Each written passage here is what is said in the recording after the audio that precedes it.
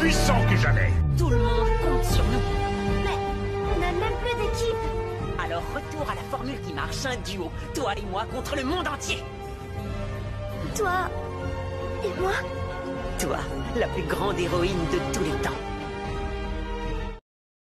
Salut les miraculeurs, ici Mr Dreams et bienvenue sur ma chaîne. Dérision était un très bon épisode. Certes, peut-être un peu trop tard au niveau de la diffusion, mais il reste quand même un excellent épisode. D'ailleurs, merci beaucoup à ces petits abonnés très gentils qui m'ont spoilé. En effet, j'avais fait une théorie sur le fait que Marinette avait été traumatisée. Et bon, certes, elle était vraie, mais vous étiez pas obligé de me spoiler. Voilà, vous auriez pu attendre que l'épisode soit diffusé en français le dimanche sur Tfou. Mais ce n'est pas grave, on va dire qu'on oublie tout ça. Dans tous les cas, évitons les spoils pour l'avenir. Du coup, les miraculeurs, on est parti pour la review du 14e épisode de cette saison 5, j'ai nommé Dérision. L'épisode commence alors que Marinette et Adrien vont à la piscine. Mais aujourd'hui, Marinette ne se sent pas très bien. En effet, elle panique. Et ni une ni deux, elle se fait akumatiser par Monarque. En effet, Monarque lui propose d'avoir des pouvoirs, évidemment.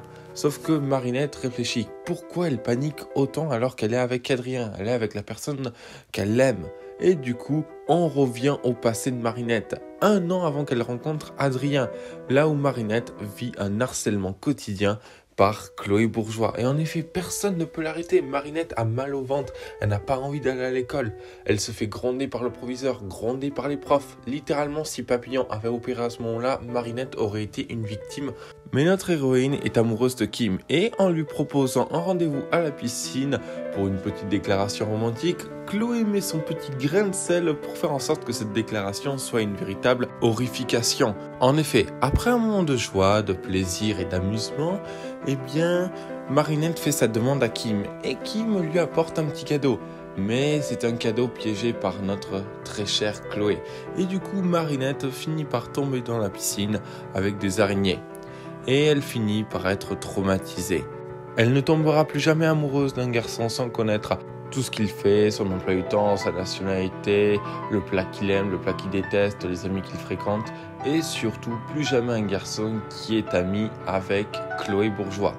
Du coup, nous comprenons donc pourquoi Marinette se comporte comme ça depuis le début de la saison 1.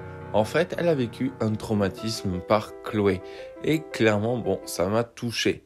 Mais évidemment, que serait un épisode sans un akumatisé? Alors que Marinette se libère, un autre akumatisé va faire son retour. J'ai nommé Dislocker.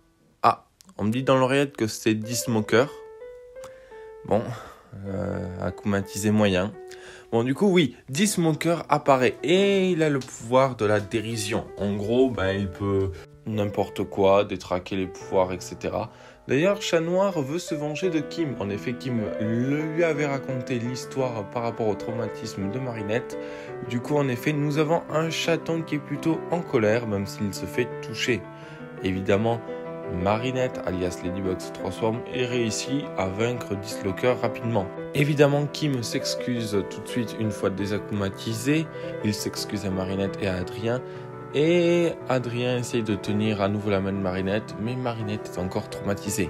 Pour terminer, l'épisode nous offre une scène post-générique où Adrien dit tout ce qu'il a sur le cœur à Chloé.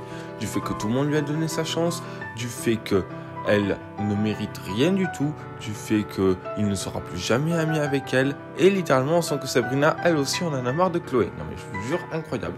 Et du coup à la fin, Chloé dit « espèce de traître ». Est-ce que Chloé va se venger ? 100%, j'en suis sûr et certain. Elle va se venger de Adrien et de Marinette. En tout cas, c'était la fin de ce nouveau épisode de Miraculous. Et clairement, l'épisode était super. Le problème, c'est qu'il arrive encore une fois un peu trop tard. Et je trouve même qu'il a pas mal d'incohérences. Il aurait dû arriver plus tôt, vers la saison 4, voire même la saison 3. Parce que vraiment... Alors, l'épisode est surtout pas mal parce qu'il parle du harcèlement, du fait de ce qu'on subit. Alors franchement, pour avoir été harcelé, je vous le dis, je connais tous les signes de ce qu'a vécu Marinette, mais je n'ai jamais été traumatisé comme ça.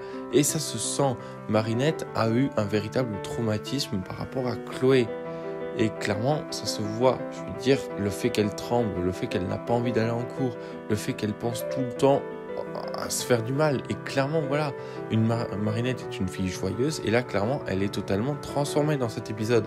D'ailleurs, j'ai trouvé qu'il y avait quand même certaines incohérences, notamment dans les premiers épisodes de la saison 1, où Marinette parle normalement à Kim. Alors, je pense que Marinette a dû lui pardonner, évidemment, mais franchement, si quelqu'un m'avait fait un coup comme ça, évidemment, je ne parlerais plus. Et on comprend donc que Chloé était véritablement une peste avec elle. Mais on va en reparler.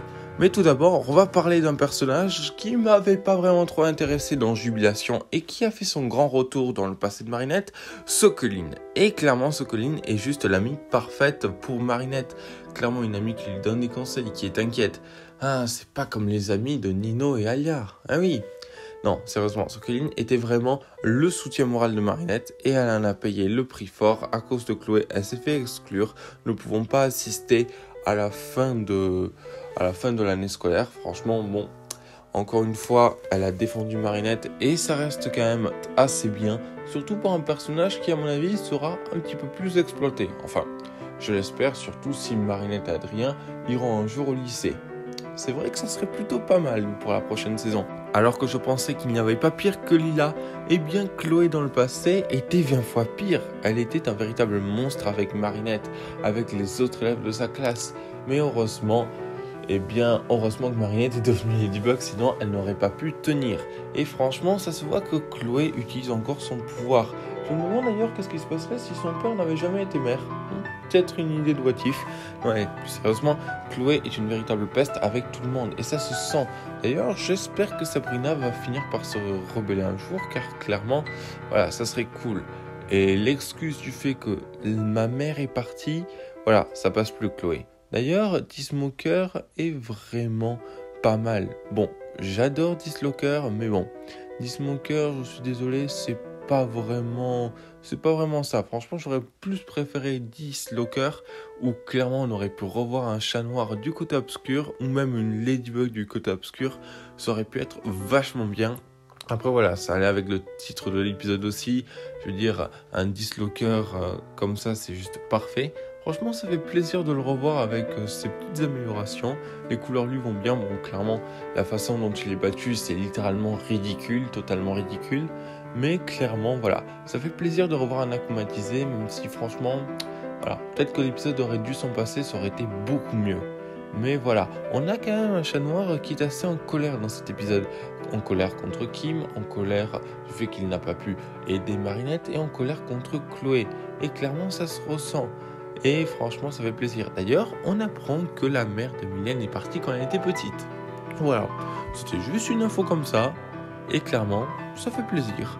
Mais du coup, les Miraculeurs, cet épisode était juste pas mal.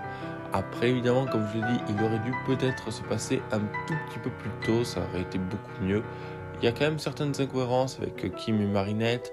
Mais bon, clairement, l'épisode était super. Surtout pour parler du problème qui est le harcèlement scolaire, qui sévit encore de nos jours. Dans tous les cas, les Miraculeurs, n'hésitez pas à vous abonner, liker, commenter, partager. Et on se retrouve pour une prochaine vidéo. Et restez connectés.